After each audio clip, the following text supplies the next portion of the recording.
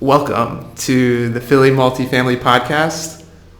Here today, on today's episode, we have Juhas of JJ Appraisals Services. Welcome. Thank you. It's great to be here. Thank you for coming. Sorry about our technical difficulties previously, but I'm glad we got it all sorted out, and thank you again. It happened to the right person. I will forget everything. I forget something every day. I lost my wedding ring about a week after I got married. I have a lot of sympathy for people who forget things, so don't worry about it. I apologize. But welcome. Thank you for being here. Please introduce yourself and tell us a little bit about your background. Okay. Well, as you said, my name is Joe Juhas. I am a certified residential real estate appraiser, dealing mostly in single-family, multifamily, mixed-use properties, condos, co-ops. I went to Temple University, graduated with a degree in finance and real estate, and immediately after I started working for my father's appraisal company, which is how I got into the industry. I really like appraising. My end goal is to get into some more of an investing type stuff, which is why I'm just trying to learn and absorb. And then starting February 1st of this year, I started my own company, JJ Appraisal Services, the only employee, just focusing on a lot of mortgage type appraisals and really trying to get into doing ARV, after repair value appraisals for investors who are purchasing properties and either looking to flip them or rent them out eventually. And yeah, that's basically it. There's no shortage of that here. How has business been in the last, I'd say 6 months, 12 months, 24 months? How has it 24 been? months, it's been busy, surprisingly, with COVID. We didn't really know what was going to happen with appraising. They were talking about just switching to those computerized models and stuff like that, so that we didn't have to go into people's homes. And luckily, they did not do that. And then the market took off. So mortgage work was a lot the past couple of years. Past 6 months have been slower with mortgage work, obviously, with interest rates, inflation, values taking a little bit of a dip. But I'm trying to diversify with that and get into more of the investor type deals.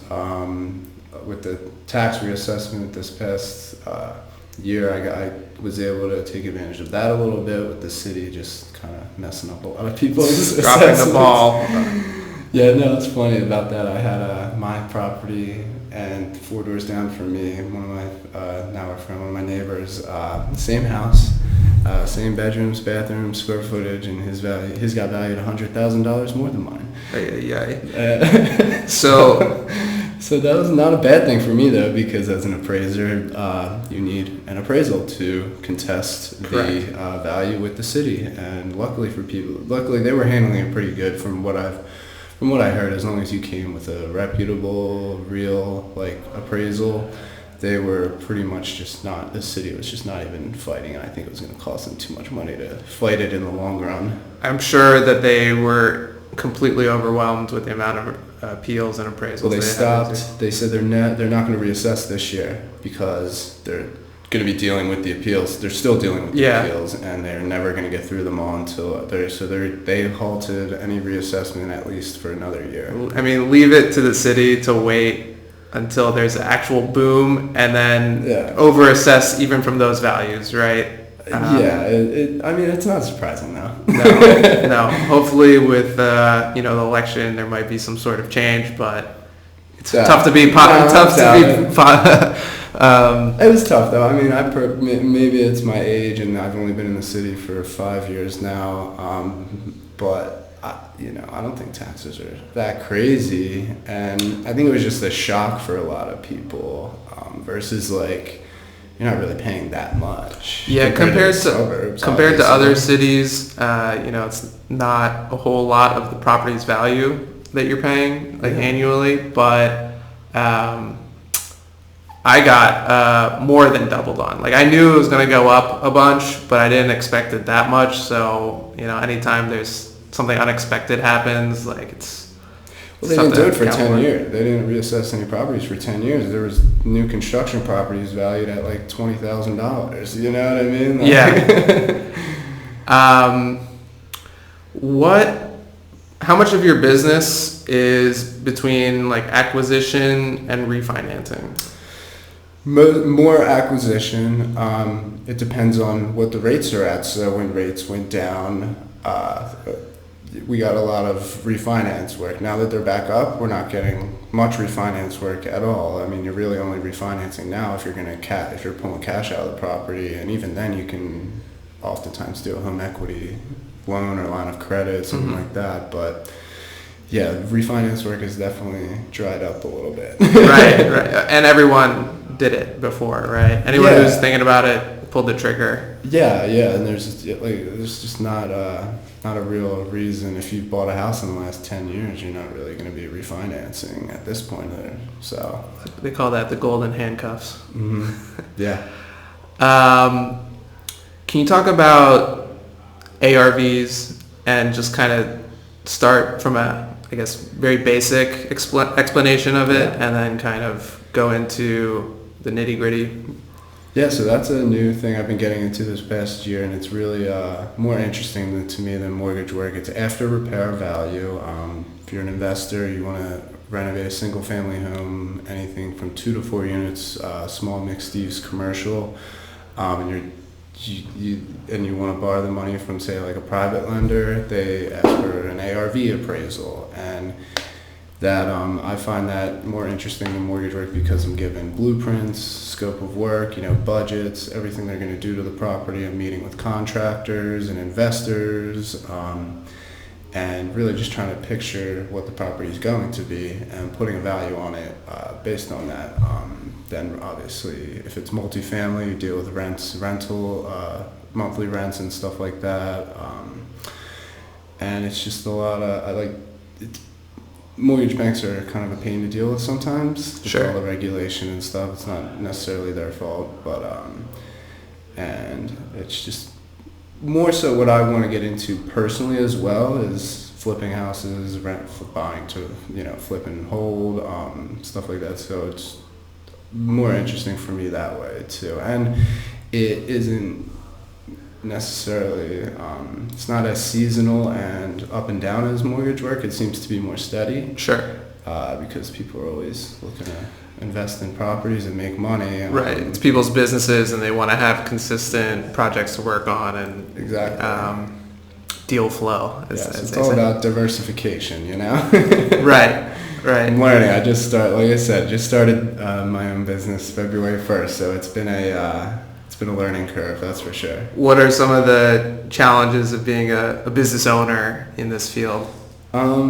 Just trying to remember, just because I'm not in a sales position, but every job is selling, but sometimes I forget, I need to be constantly trying to get new clients, because you never know when you're going to lose a client, especially in this business where some of them, my clients, I call it a faceless industry, where a lot of people I work for I've never met, never spoken to, except for emails. They're based out of New York, California, banks or AMCs, and they just stop using you one day and you don't have anyone to call to ask why or anything. Interesting. So I'm trying to be better about getting in touch with everyone I'm working with, stuff like that, and trying to remember to keep constantly reaching out to people to get new clients. Right. So that's a little different, because you don't think of appraising as necessarily a sales job, but I mean any job has got some sort of sales aspect. You have to promote yourself. Yeah, I get it. I don't like doing it, but it's just a necessary part of any type of business, right? Yeah. And it's funny you say that. I didn't even think about that until you said it, because our job is to find buyers and sellers, right? And then typically whoever's running the transaction, they hire a bank that they've done business with, or they go through a broker. And then one of the major pivotal points of a transaction is the appraisal, right? Yep. And me as a broker, I get nervous because I don't know, I don't have any say in who the appraiser is. I don't know who's going to show up, how they get retained, like what their resume is, and it's just like kind of luck of the draw, right? Absolutely. So I didn't even realize like I know very little about how that process is conducted. So Different from bank. I'm not. You're on the commercial side, so I'm sure it's similar to the residential side in that with all the new regulations and stuff, the mortgage. Like if you're doing a mortgage transaction, Fannie Mae back, something like that, with all the regulations, you can't. The banks have like a panel of appraisers. It's all supposed to be quote unquote randomly assigned. It's not always that way. But to your point, anyone could get assigned to any appraisal. Another reason why I'm trying to get more into the private lending, ARV type stuff, because with those banks, borrowers are allowed to bring their own appraisers. So it's more of, you're getting that client and keeping that client versus like the banks, they'll just drop you, pick you up. They have to be like they're supposed to be random. Right. Which they're not always that anyway. But. It's like a black box, these banks. No one really knows like. Yeah, and we're not really supposed to be talking to them based on the regulations. Yeah, which is like, it's tough to, you don't know if, you don't know how you're doing with the client. You don't want to, like I said, they could just drop you like that and with no explanation. Interesting. How do they expect you to like secure business? Like, I guess you have to get retained, or you have to like make a relationship with someone else, and then they kind of like a different department. Banks use what's called AMCs, which are just middlemen. What's it called? And they are the one you try to get in with them, but a bank can help you get in with that. It's all different. That's another interesting part about it. Everyone kind of runs it a little differently. So you gotta learn how certain banks work versus other banks. It's mostly they gotta deal with the AMCs though, which are just like, they don't have them. They're just like random. It could be like I work for one AMC out of New York City, and it's just all over the place. Interesting. Yeah. And this is a new policy, I guess, since the last cycle. I think this was after 2008. They kind of came in and said, all right, we need everything to be separated. You can't, no more banks telling appraisers like, hey, we need this number. And right. Yeah. Has there been any other like major changes on how the appraisal process has been conducted since then? Not really. They're in the process of coming out with new forms that are supposed to. Right now, there's like 3 or 4 different like companies you can like do different appraisal forms on, and they kind of want to unify it, so everyone's using the same forms, and they want to make it more like right now. It's still an old form, but you do it on a computer, but it was actually meant for a typewriter, so it's like all boxes, and it's not really changing a lot of stuff. So they want to make it more dynamic. And I haven't actually seen what the template or anything, what they're trying to do, but they're trying to make some major changes with how the forms are reported, how everything's reported. So we'll see. I'm sure nothing can go wrong with that rollout. Yeah. I mean, what they use now is definitely a little outdated. So. Right. But sometimes outdated is a little easier to use. Right. If it's not broke, don't fix it. Yeah. Exactly. How have you? Let me say this differently. Do you think technology has changed? I guess your industry and how you work for the better, for worse. I think technology is always usually for the better. The biggest thing is just more information, readily available information. Mm-hmm. You don't have to drive around neighborhoods to learn about everything's available online now. You can look at Google satellite views, street views. You can literally take a tour of a neighborhood just like with Google Maps. Right. And then obviously the abundance of sales data is different from how like decades ago. Everything's reported through the MLS. So I think in that regards, it's definitely better for the most part. That's good.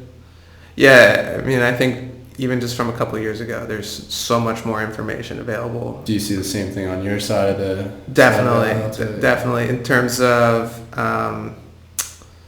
just like the speed of which transactions are recorded, the available information on who owns what or buying which properties.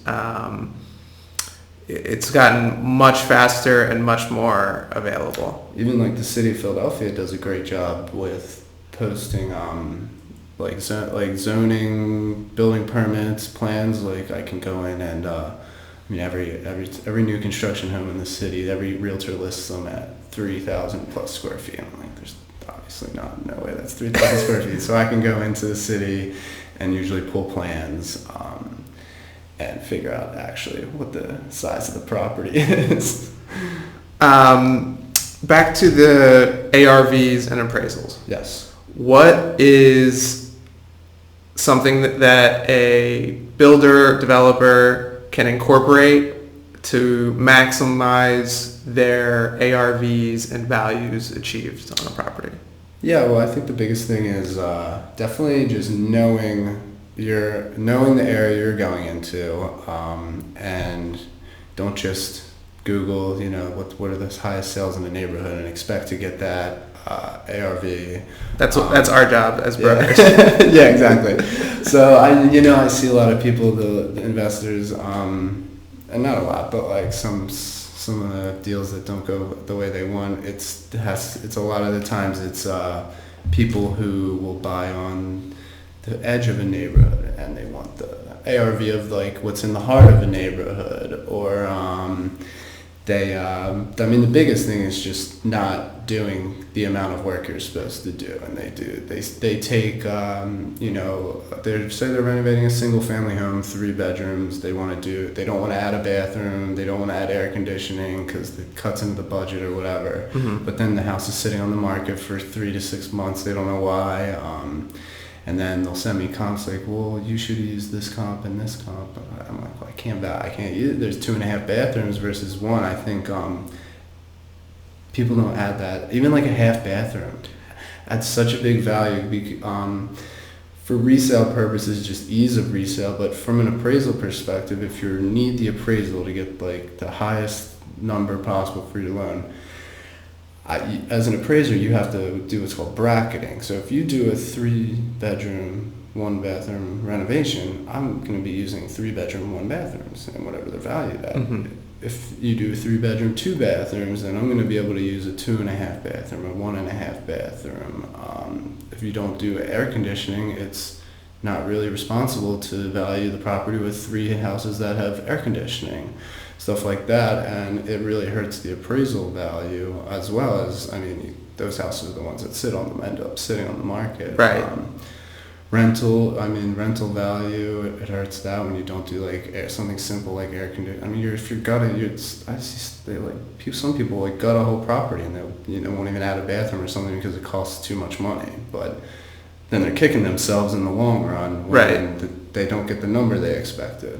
How much difference does like adding a half bath versus like a full bath make? I think it depends on the market. It depends on how many bedrooms you have. You don't have to give like a number or something. No, but that is impossible. That varies from market to market.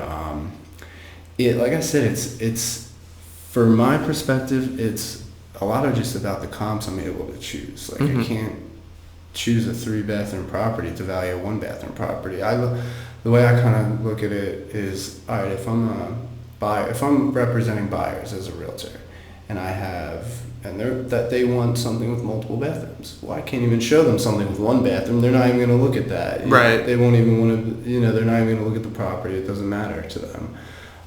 It's just a totally different product, in my opinion. If you're just renting the property out or something like that, it might be worth it for you. But I think a lot of investors are unrealistic about the neighborhood, where they're at in a neighborhood, and just thinking, oh, we'll just do quick new floors, new paint, this, that, and we'll get the top ARV. And Right. that's just not, going to happen for them, unfortunately. What do you do if you can't find any comps? So, I do most of my work in Philadelphia, so there are comps. Multifamily properties are much more difficult. Mixed use properties are really difficult to find comps for. But I honestly have to say, it's Philadelphia. There's so much movement, so many sales. It's more about differentiating like different blocks and different type of style properties. You get like multifamilies, like I said, it gets a little more difficult. You might have to expand your search a little bit. I think you have to compare. Do you have to compare like comparable neighborhoods? Oh yeah, definitely. If you're gonna go outside of the neighborhood that you're located in, if a neighboring neighborhood is not the same as the one you're in, then you might have to go a little further. Okay. But like I said, it's in Philadelphia. It's really unless you're dealing with like a super unique property. There's comps. Right. Yeah. The harder part is like knowing where a neighborhood ends, knowing that the old style house with the horizontal stairs isn't gonna sell as high as something else. Knowing how much driveway and garages and all that stuff it's actually worth when comparing two properties, and is it even worth it as a comparable, in certain. If there's no parking, like you can't use it. Right? Yeah, in certain neighborhoods, a driveway or a garage doesn't mean as much as, say, Fishtown or Northern Liberties. Right. Where it's everything. Yeah. Sometimes, I'm sure your appraisals get contested. Sometimes. Rarely, right? Never when they're too high, only when they're too low. Correct, yes. What is something that is helpful to you as an appraiser when someone, I guess, contests it, right? I joke, but like as I try to be very receptive to anything like that. It's a client-based business. I hear a lot of stories about appraisers who won't even listen to stuff like that, and I figure I might as well try to do it a little differently. So I'm always willing to listen and explain everything. But unless I like miss something like a comp. Unless they have, sometimes the only thing that really helps change an appraisal is if the agent or someone knows of a sale that happened off market and that I can't find because it's not on the market. Other than that, like sometimes to help with rents, if you are an investor that has actual leases in place, but those properties weren't on the market, I can use those leases. I've come across that before.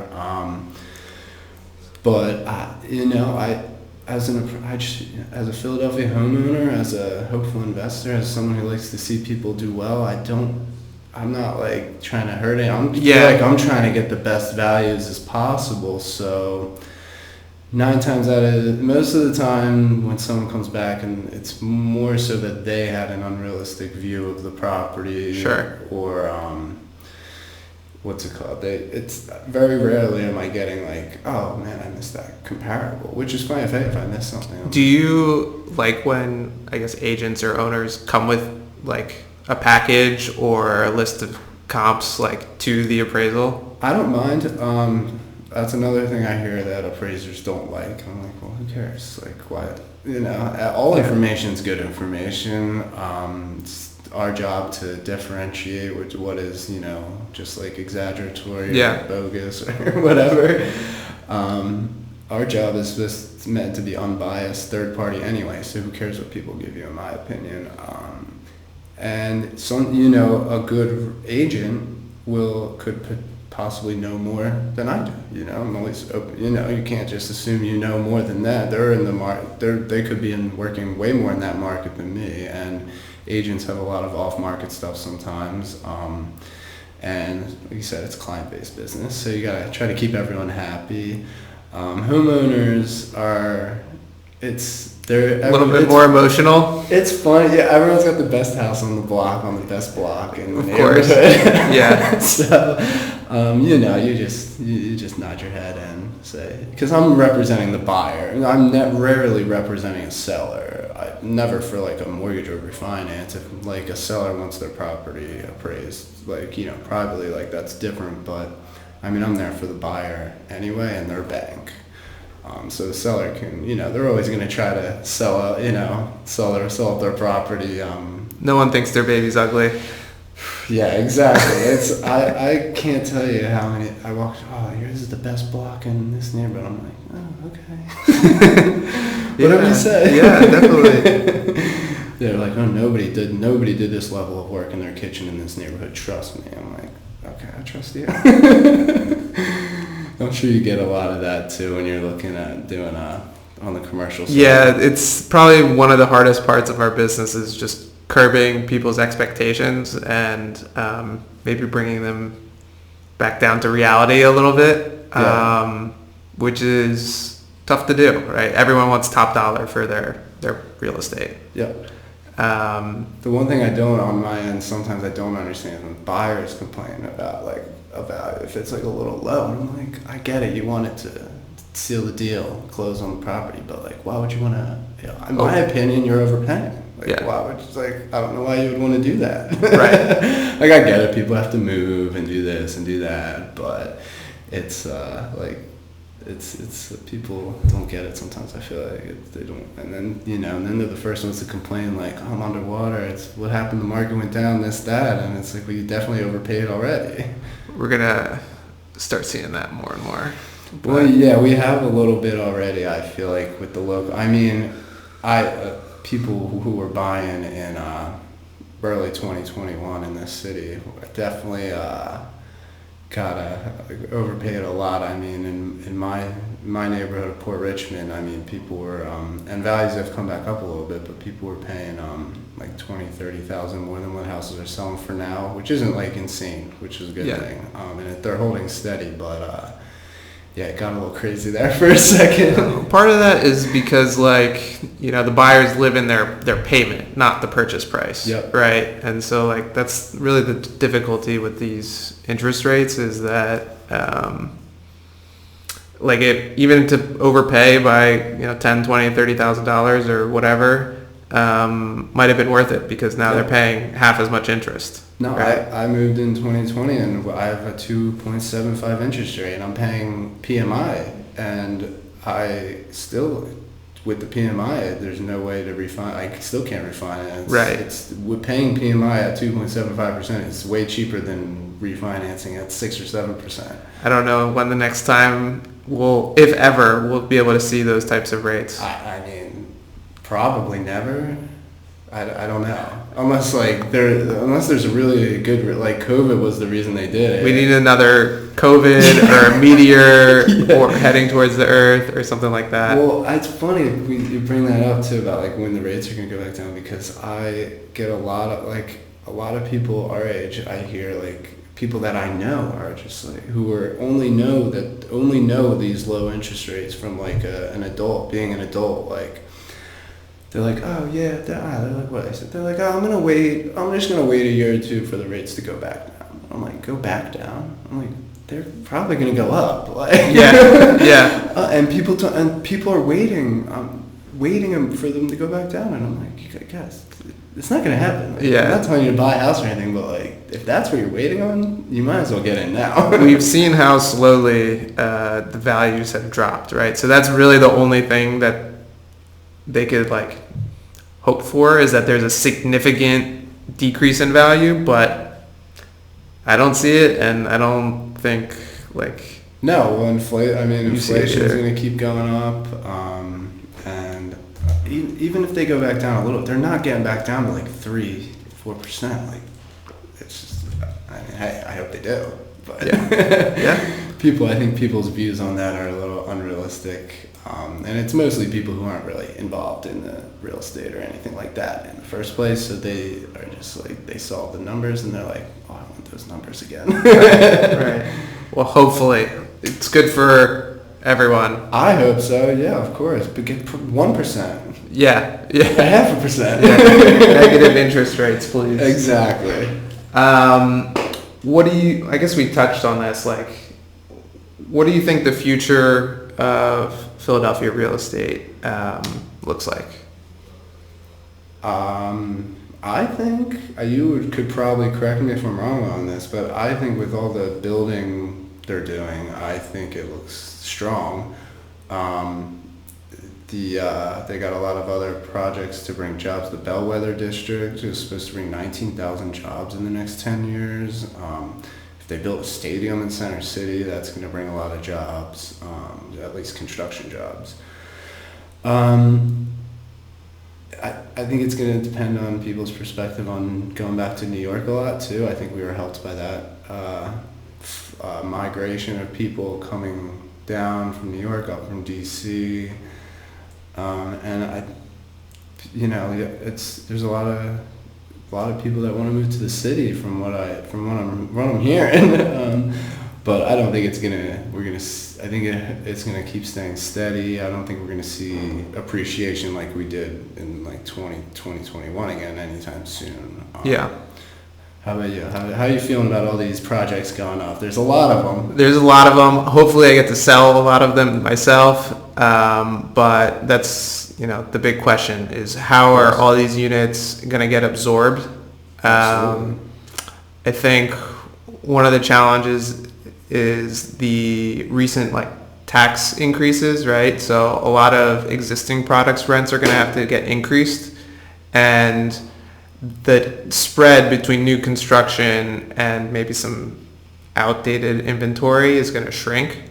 And we'll see a lot of people moving into these newer units, and we'll see more vacancy across that maybe B, C class product.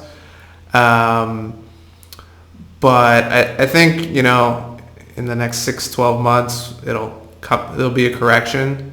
But Philadelphia is not a boom or bust town. It's like a very steady, consistent market, and that's why we get people to put their dollars here. And real estate is one of the safest assets you can put your money into. So to have your money in a safe product in a safe market, while getting the benefits of appreciation, the write-offs, cash flow, all that stuff. So I think it'll be fine. Yeah, I think a lot of these projects in prime areas are going to do better. I mean, you drive around anywhere in this city though, there is building. I mean, even up in Bridesburg, they're putting an Amazon one of those new Amazon distribution centers. That's a lot of jobs. And then, like you said, out of town investors, the project on the Delaware, right below the condos. I think it's at a little bit below Spring Garden. Yeah, that's a New York-based developer. There's a couple of thousand units right in that little corridor. And then across the Delaware Ave too. There's a couple buildings there. Every corner on that block has something going on. I've been doing a lot of appraisals in North Bank, that new neighborhood further north. They're all that's residential, single family and condos, but a lot of units there, and all of them are selling for some big numbers. It's the one on the water. When you go up 95, you see it's going up like corn stalks, right? Yep. It's a little bit north of the casino, and they're well built, very well built homes. Some of them have crazy views of the water. It's more private back there.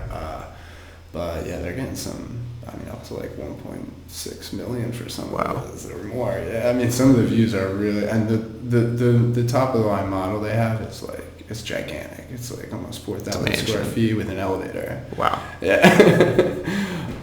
But just stuff like that. But it is a lot more apartments now than single family homes, which is not great for me. I don't appraise apartments, but no, I do think it's good for the city, and I think the city's doing a lot of stuff with infrastructure. redoing a lot of parks, stuff like that. All the stuff they're doing on the waterfront is it's all looking pretty good. It's moving along. All the trails and stuff they're installing. We probably had one of the worst waterfronts out of any major cities, so I'm glad they're trying to revitalize that. I mean, it makes sense, right? It's right by 95. There was a ton of space, a ton of empty space there to use. And everyone likes being by the water, you know? Yeah, it's nice. Even though it's the Delaware, but like, hey, water is water. Swim in it. I don't even swim in it necessarily, but it's nice to look at. Yeah. Okay. Do you have any questions for me? What do you got? Talk to me about what you got going. Anything cool going on right now? Any cool properties you're working on? Right now, so I bought like 2 properties myself like a month and a half ago. So Okay. I've gotten kind of the hang of how they work and who the tenants are and how they pay, and like, you know, got all the utilities settled. So that's like kind of on cruise control, and that's in Mantua. Nice. Great, a very strong rental area. Yeah, it's, you know, like I went to Drexel and I know that neighborhood pretty well. I do some work in there, and then just trying to get more inventory listed. Like I think there's a huge opportunity for new construction sales just with the amount of units coming online. I think if the rental market is soft, which it was over the winter, some people will think about just, you know, not trying to lease it up or do like pre-sales like of a whole building. Okay. We got a new refi. I referred refi to our capital company last week for like a 19 unit new construction building in U City. So they got a Freddie Mac loan under 6%, which I thought was pretty good. So just trying to keep busy, trying to get more inventory, and, you know, get the stuff that we have under contract over the finish line. So it's been good. It's been, you know, the whole banking crisis, I think, was a good, not that it was good, but like it definitely got people to think about acting. Okay. Anytime there's either an up or a down, it gets people off the fence and into action. So that kind of got people moving. So, and now we're in the spring market. So typically this is like our sales cycles are about 6-month intervals, and we have the spring market, and we see like a lot of stuff sell and then close in the summer. And then we have like the fall, when people come back from the shore and want to get their transactions done before the end of the year for whatever tax planning or purposes they have. So right now we don't have a ton of inventory to sell, which is a little like interesting because this is when, you know, we make our bread and butter, but you know, like the rates are making things very difficult, and, you know, there's a sort of pessimism amongst our owners that, you know, they don't want to participate in the market, but deals are still getting done. Like we've put a ton of stuff under contract, whether it's on market or off market. We found that if it's a good deal, it sells, right? So residential inventory is down to crazy. Yeah. Horribly down. Yeah, that's the biggest issue in the residential market. Like, it sounds very similar to what you're dealing with too. It's there's definitely people willing to buy. There's just nothing they want available. yeah. It's like a fleet to quality, right? Mm-hmm. So the stuff that is maybe not as nice or not priced appropriately sits for a while. Yeah, well, I think a lot of people also, whether it's with residential or commercially, with the crazy numbers people were getting in 2021, now everyone wants those numbers still, yeah, and it's just an unrealistic view. We're trying to undo that slowly, but it's taking a little bit longer. It's a hard conversation to have with some clients, right? Yeah, it's tough, especially when it's, you know, ultimately they're running a business and it is a business decision, right? So I think residential is a little bit different because it's a little bit more emotional, and there's more of a like a necessity. If you have to have a place to live. You have to have a place to live. If you got like kids coming, you need a bigger space to move into. Yep. There's that little bit of a factor where if you just want something, you just say, I'm going to buy it. I don't care what the price is. I want it. Like, I'll pay what I need to pay to get it done. Yeah, or people are like, I'm just going to live there for 30 years anyway. I don't care. Yeah. So, we'll see. As a new investor yourself, what advice would you give to someone like me who is going to definitely get into investing in the future? I would say the hardest thing to do is to get your first deal done, and like to find a good deal for your first one. And then I'd say the second one becomes a little bit easier. It's still tough, but you want to make sure that you're scaling upwards and not just doing like the same type of transaction, right? The whole reason the real estate business is very attractive to a lot of people, and we've seen, so many people become very successful, is that they take something and they leverage it into a bigger opportunity and a bigger one and a bigger one. Snowball effect. Yeah, and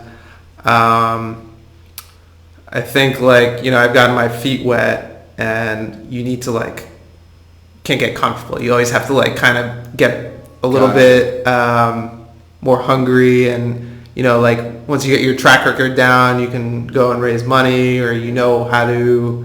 You have the subs and contractors in place to do renovations, and then you can have different sources of credit and cash available and stuff like that to make opportunities work. So get started early, scale up, and try not to get bogged down in the minutia and the nitty gritty of the day to day. Yeah, the thing that makes me most nervous is the contractor, dealing with contractors. I got the deals and value, I know exactly what needs to be done to a property just based off my experience. But it's finding the right contractor who's reliable. Right. Most bad situations I hear of people investing is usually due to some sort of contracting construction issue. Yeah, and listen, stuff goes wrong. That's a given of the business, but it's one of those things that gets better with practice and time and trial and error. I'm sure your first appraisal was not your best work, right? I don't think so. My first transaction was definitely not my best, but I'd like to think I'm getting better. Yeah, so it's like anything. You just got to get your reps up and put time and effort into it. So gotta get your feet wet. The thing is, about real estate though, it's tangible, which is one of the most cringeworthy things you can say. But at the end of the day, it is drywall and 2x4s and vanities. It's I like materials and building stuff, so I know enough about a little bit about everything where I can kind of figure it out, or know if something's install a bathroom yourself, but the product. I've seen it done. The process. Yeah, I've seen it done. I know if it's being done well or incorrectly. So, yeah. Awesome. Yeah. Well, where can people find you? On LinkedIn. Mine, Juhas, Juhas. Facebook, same thing. Company Facebook page, JJ Appraisal Services. But most people just call me. What's your number? 267-229-0344. That's I like when clients call me. Call, text, whatever. Call, text, whatever. It makes it easier, And I love to tell people too, if you just need to, hey, you got questions about appraising, you just want to bounce some stuff, just give me a call. I like chatting about it, and obviously it's good good a sales tactic too. Yeah. But I have clients call me all the time, just asking me questions, like, well, what do you think about this? Oh, should I add this to the house? A lot of stuff, a lot of investors who have stayed on with me have used me pre even like putting an offer in on a house. So like, dude, I got this deal. It's like 75. I'm gonna do this to it. Like, give me a ballpark, like ARV, and they're like, I give it to them. Like, ooh, I wasn't. Oh, never mind. I thought it was gonna be way higher. Or like, ooh, yeah, that works. You know, just like it's in some. And then definitely a tip I would give to investors: do as much research as you can. You know, I'm not saying, hey, you got to call an appraiser, but call an industry professional. And before you just jump into something you think is going to be a great deal. I will say you were recommended to me from a person I trust and said the same thing about you. So that is all true. Yeah. Yes. Good guy. So he said you were the one appraiser that he really likes, so I had to have you on. Yeah, thanks. I appreciate that, Mateo. I hope you're listening. He listens to every show, so he is gonna. No, that's something I'm trying to do with my company. That I'm trying to be a little different than some of the older appraisers who don't want to deal with anyone. Just give me a call. Talk about real estate. Because these are the things you need to know before you get into a project. You don't want to get into the appraisal and get surprised. And I'd say that they're like, oh, I wasn't expecting this. I'm like, well, if you called me, I could have told you it wasn't going to appraise for that from the beginning. But like, it's funny. I have investors will be like, oh, I got this house in Port Richmond where I live, and I love Port Richmond, but they want Fishtown numbers, and I'm like, not going to happen. Yeah, but so Facebook, but just call me. Yeah. We'll put your number in the show notes too. Okay, yeah, it'll be on LinkedIn and everything too. Thank you, sir, for coming in. Thanks for having me. No, it's good to get your knowledge, and trying to get it to the people. So yeah, it was cool to meet some people on the commercial side of things. Yeah. I'm usually just dealing with the residential side, so. Well, I hope we both learned something. All right, Joe Juhas, thank you for coming in.